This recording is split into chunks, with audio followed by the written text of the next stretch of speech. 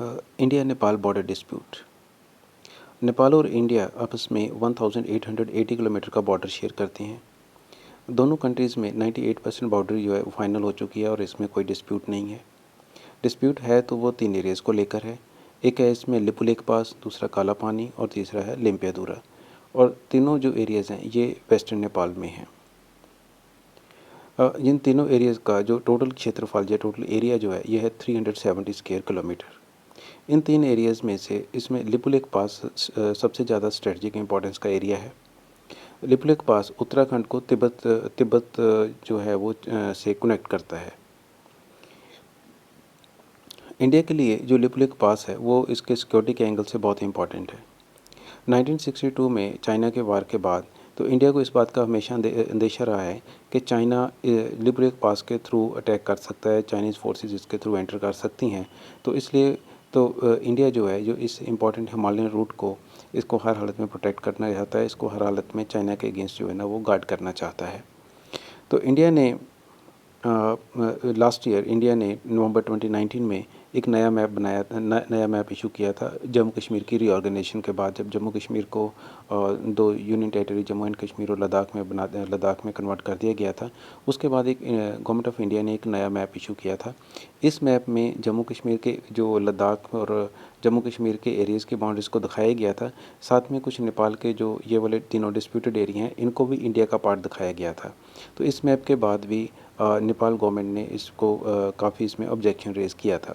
तो बदले में रेटिलिएशन क्या किया, नेपाल गवर्नमेंट ने भी एक नया अपना मैप, रिवाइज्ड मैप उन्होंने भी इशू किया। तो इस मैप में जो तीनों एरियाज़ हैं ये नेपाल में दिखाए गए थे। तो उसके बाद जो लिपुलेख पास अगेन जो एक बोन ऑफ कंटेंशन या ये दोबारा इशू जो है ये सुर्खियों में तब आया जब इसी साल मई 2020 में Indian defence minister Rajnath Singh 18 kilometre जो एक लंबी सड़क है यहाँ से इसी पास में से निकलती है तो उसका इनाग्रेशन करने गए थे। तो ये जो रोड है ये एक्चुअली क्या इसलिए इसको अपग्रेड किया गया था क्योंकि ये जो इंडियन पिलग्रिम्स हैं जो कैलाश मानसरोवर को यात्रा पे जाते हैं तो उनका जो ट्रैवल टाइम है ये रिड्यूस कर देगी। तो नेपाली गवर्नमेंट ने इसको पार्लियामेंट के थ्रू अपना जो नया मैप है जिसमें ये तीनों एरियाज़ नेपाल में दिखाए गए हैं उनको जो है अपने पार्लियामेंट के थ्रू इस नए मैप को अमेंडमेंट जो है ना वो इसको अप्रूव कराने का फ़ैसला किया है। अगर हम इस डिस्प्यूट की हिस्ट्री में देखते हैं क्या है, एक्चुअली क्या था कि 1816 में नेपाल और ब्रिटिश ईस्ट इंडिया कंपनी के बीच में वार हुई थी। इस वार में नेपाल हार गया था और उसके बाद दोनों में एक ट्रीटी हुई थी। इस ट्रीटी को बोलते हैं सुगवाली ट्रीटी। तो Sugauli treaty was between the Nepal और ब्रिटिश ईस्ट इंडिया कंपनी के बीच हुई थी। तो सुगवाली ट्रीटी के अकॉर्डिंग क्या था कि जो काली रिवर है ये नेपाल और इंडिया के बीच का बॉर्डर होगा। तो लेकिन जो रिवर है ये समय के साथ अपना कोर्स भी चेंज करते हैं और ये जो इंडिया और ये नेपाल जो है ये इसको रिवर के ओरिजिन को लेकर भी डिस्प्यूट है, मतलब सोर्स ऑफ रिवर जो है ना जहाँ से वाटर फ्लो शुरू होता है वहाँ से उसको लेकर भी इनका डिस्प्यूट है।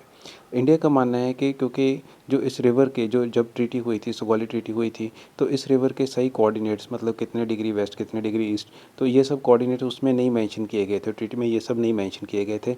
रफली इतने कहा गया था कि जो काली के रिवर काली है ये दोनों कंट्रीज़ के बीच में बाउंड्री का काम करेगा। लेकिन समय के साथ जो है ये रिवर अपना कोर्स भी चेंज करते हैं।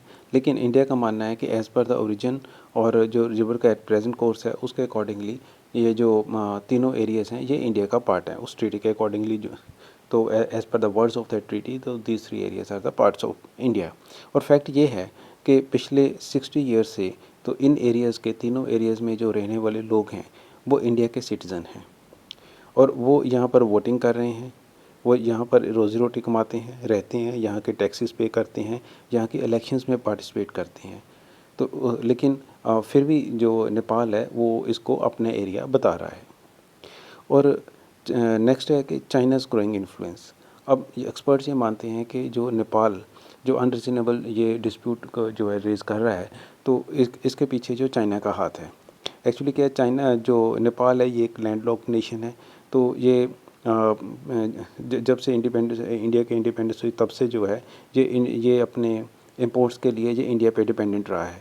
तो हिस्टोरिकली नेपाल जो है इंपोर्ट्स के लिए इंडिया पे डिपेंडेंट रहा है। तो इंडिया ने भी नेपाल के अफेयर्स में काफ़ी इसका इन्फ्लुएंस रहा है, नेपाल की डेवलपमेंट में भी इंडिया का रोल रहा है। लेकिन पिछले कुछ सालों में जो इंडिया का इन्फ्लुएंस है वो नेपाल में कम हो रहा है और चाइना का इन्फ्लुएंस है वो बढ़ रहा है। तो चाइना जो है ये नेपाल में काफ़ी इन्वेस्टमेंट कर रहा है, काफ़ी एड्स और लोन्स वगैरह उनको प्रोवाइड कर रहा है। एक्चुअली क्या है कि चाइना जो है नेपाल को अपने बेल्ट एंड रोड इनिशिएटिव का इम्पोर्टेंट पार्टनर मानता है, तो इनके इंफ्रास्ट्रक्चर में काफ़ी इन्वेस्टमेंट करना चाहता है।